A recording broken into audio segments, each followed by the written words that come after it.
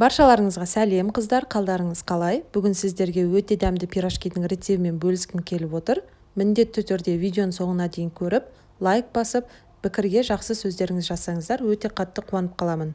Видеоны жоғалтып алмау үшін сақтап алуды ұмытпаңыздар.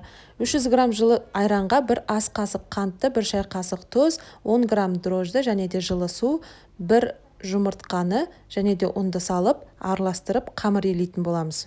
Қамырды міндетті түрде планетарный миксерді ашытып қажет жоқ, кәдімгідей күнделікті ашытып жүрген сияқты істей бересіздер. Тек қана жұмсақ қамыр ашытуларыңыз қажет, өйткені пирожки өте жұмсақ болып шығуы солай ұн азырақ және де жұмсақ болуына байланысты.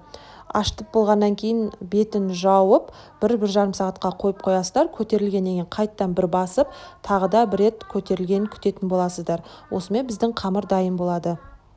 Қамыр ашығанға дейін біз салмасын дайындайтын боламыз. Оған біз картошканы және де пиязды қолданамыз.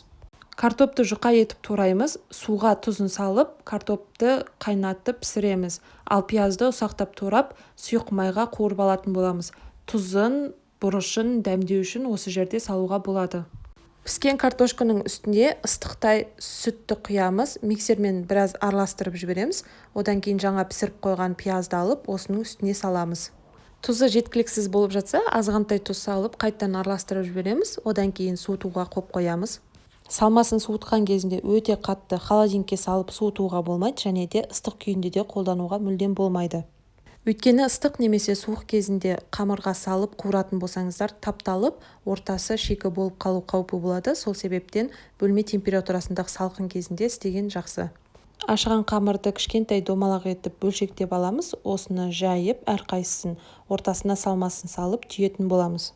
Пирожкиді түйген кезінде толықтай түйіп тастамай, шеткі жағынан азғантай ғана қалдырып, басқа жақтарын жақсылап тұрып бекітіп, үстінен басып отырып, жаңағы жерінен ауаның барлығын шығарып, одан кейін түйетін болсаңыздар, ішіндегі ауаның барлығы шығады, қуырған кезінде ол бағанағы түйген жерінен ажырап кету қаупі болмайды.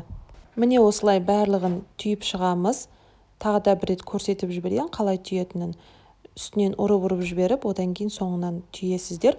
Осыны қойып, майды қыздырып, қуыратын боламыз. Осымен пирожкиіміз дайын. Өте дәмді жұмсақ пирожки болады. Міндетті түрде жасап көріңіздер, және де жасаған болсаңыздар, стористеріңізге мені белгілеп салуды ұмытпаңыздар. Және де лайк басып пікір жазуды да ұмытып кетпеңіздер. Ас болсын сіздерге рецепт ұсынған Гүлдария.